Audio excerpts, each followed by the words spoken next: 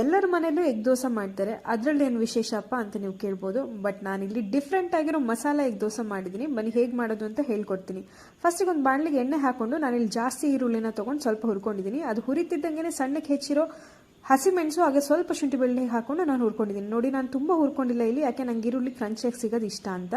Next ಅದಕ್ಕೆ ಒಂದೇ ಒಂದು ಟೊಮೆಟೊನ ಹಾಕೊಂಡು ನಾನು ಹೈ ಫ್ಲೇಮಲ್ಲಿ ಹುರ್ಕೊಂಡಿದ್ದೀನಿ. ಅದು ಸ್ವಲ್ಪ ಆಗ್ತಿದ್ದಂಗೆ ಅದಕ್ಕೆ ಅರಿಶಿನ ಪುಡಿ, ಉಪ್ಪು, ಧನಿಯಾ ಪುಡಿ ಮತ್ತು ಖಾರದ ಪುಡಿನ ಹಾಕೊಂಡು ಲೋ ಫ್ಲೇಮಲ್ಲಿ ಇದನ್ನು ಹುರ್ಕೊಂಡಿದ್ದೀನಿ. ನೋಡಿ, ಇದು ಸೈಡಲ್ಲಿ ಎಣ್ಣೆ ಬಿಡೋ ತನಕ ನೀವು ಹೀಗೆ ಹುರ್ಕೋಬೇಕು. ನೆಕ್ಸ್ಟ್ ಫ್ಲೇಮನ್ನು ಆಫ್ ಮಾಡಿ 2 ಎಗ್ಸನ್ನು ಹಾಕೊಂಡಿದ್ದೀನಿ ಮತ್ತು ಕೊತ್ತಂಬರಿ ಸೊಪ್ಪನ್ನು ಹಾಕಿ ಉಪ್ಪು ಬೇಕಿದ್ರೆ ಅಡ್ಜಸ್ಟ್ ಮಾಡ್ಕೊಂಡು ಚೆನ್ನಾಗಿ ಇದನ್ನು ಬೀಟ್ ಮಾಡಿ ಒಂದು ಪೇಸ್ಟ್ ಮಾಡಿ ರೆಡಿ ಮಾಡಿಟ್ಕೊಂಡಿದ್ದೀನಿ. ನೆಕ್ಸ್ಟ್ ದೋಸೆ ಪ್ಯಾನ್ಗೆ ದೋಸೆ ಹಾಕಿ ಅದು ಸ್ವಲ್ಪ ಹುರಿತಿದ್ದಂಗೆ ಈ ಎಗ್ ಮಿಕ್ಸ್ಚರ್ನ ಅದ್ರ ಮೇಲೆ ಹಾಕಿ ಈವನ್ ಆಗಿ ಸ್ಪ್ರೆಡ್ ಮಾಡ್ಕೊಳ್ಳಿ ಎಲ್ಲ ಕಡೆ. ಅದು ಇನ್ನೇನು ಸ್ಪ್ರೆಡ್ ಆಗ್ತಿದೆ, ಸ್ಪ್ರೆಡ್ ಮಾಡಾಯಿತು ಅನ್ಬೇಕಾದ್ರೆ ಮೇಲ್ಗಡೆ 1 ಸ್ಪೂನ್ ಎಣ್ಣೆ ಹಾಕೊಂಡು ಅದನ್ನು ಉಲ್ಟಾ ಮಗಚ್ಬಿಟ್ಟು ಫ್ರೈ ಮಾಡ್ಕೊಳ್ಳಿ. 2 ಫ್ರೈ ಮಾಡಿದ್ರೆ ನಿಮ್ಮದು ಮಸಾಲ ಎಗ್ ದೋಸೆ ಅಂತೂ ರೆಡಿ. ನಾನಂತೂ ಮನೇಲಿ ಮಾಡಿದ್ದೆ, ಇದೆಲ್ಲರಿಗೂ ಫೇವ್ರೇಟ್ ಆಯಿತು.